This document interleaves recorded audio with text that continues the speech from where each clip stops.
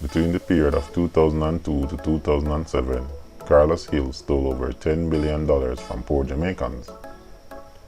He was arrested for fraud in April 2008. However, in May 2017, he was freed of all charges as the government lawyers failed to present any witnesses or evidence against him. To this day, the over 40,000 Jamaicans who gave money to his Ponzi scheme have not received any compensation. In what is regarded as one of the Jamaican justice system's biggest humiliations, we will take a closer look at what led to the biggest thief in Jamaican history walking free from all charges.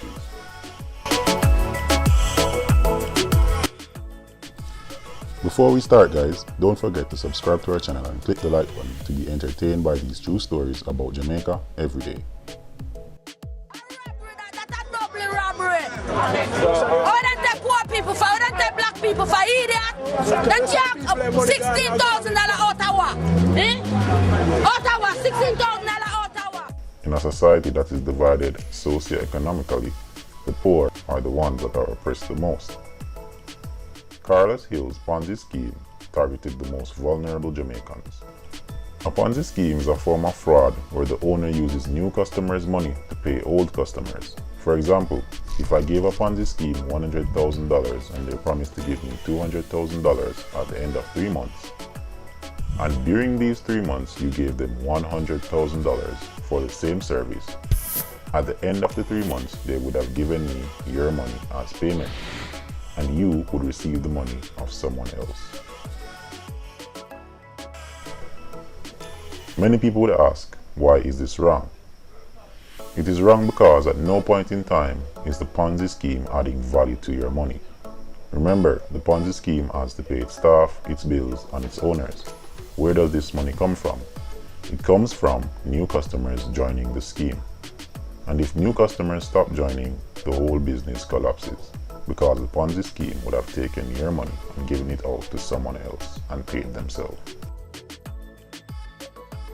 In 2002, Carlos Hill created Cash Plus. He promised Jamaicans 10% return a month on their investment. But the trick was that you could only receive your money after 10 months. This caused a massive surge in Cash Plus subscriptions. Poor Jamaicans from everywhere gave their money to Cash Plus. Between 2002 to 2007, thousands of Jamaicans joined the scheme. Many Jamaicans received payments, and so many believed this was the way to quick cash. When I send the people, I get the farm free for sale. I got the AC, I'm so comfortable. And when I'm here, someone, I'm going to take over money, and from the money gone and 40. No matter what, that's all long stuff in the sun, I come like not know for app. I'm now about the pay access, so I don't want none at all, because this can't work out. If I have 50,000 out of each 100,000, that better 60,000. Or they big 100,000, 20,000, that can't work out. You don't want to live long. So what caused Cash Plus to fail? Based on the concept of the business, there was really no way it could have survived over 10 years.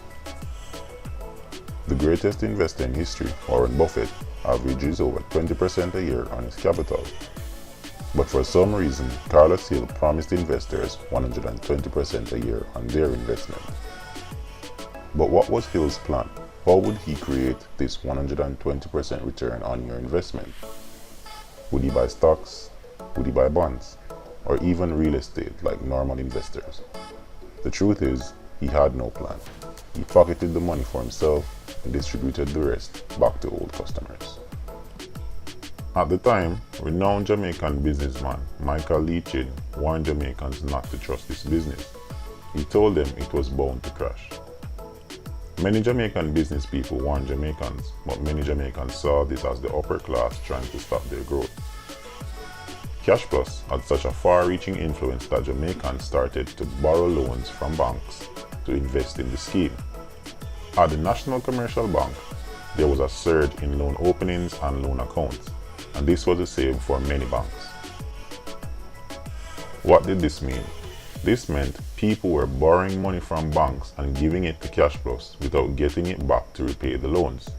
The banking sector pressured the government, and the Financial Services Commission asked Carlos Hill to show the Jamaican people where all their money was going. He failed to do this. The only real piece of information the public and the Commission had on Cash Plus's assets were its failed attempts to buy several hotels, including the Hilton Hotel.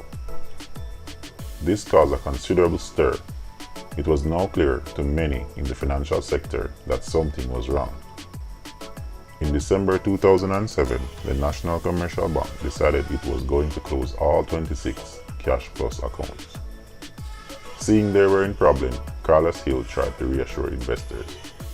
He told them that he would be giving back all investors their money during April 2008. When pressed by the media about whether he had all the funds to refund clients, he said yes. However, on April 9, 2008, Carlos Hill told the public and his clients that he does not have the money to repay them.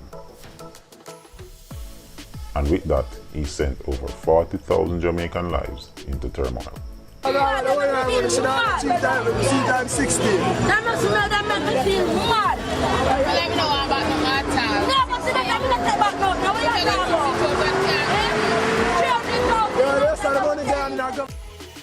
Please tune in to part 2 of this short series as we look at how Carlos Hill walked away free without ever repaying money to many Jamaicans. I am broke. Look in my pocket, probably around $200. I want some money. I will take money from Carlos Hill today.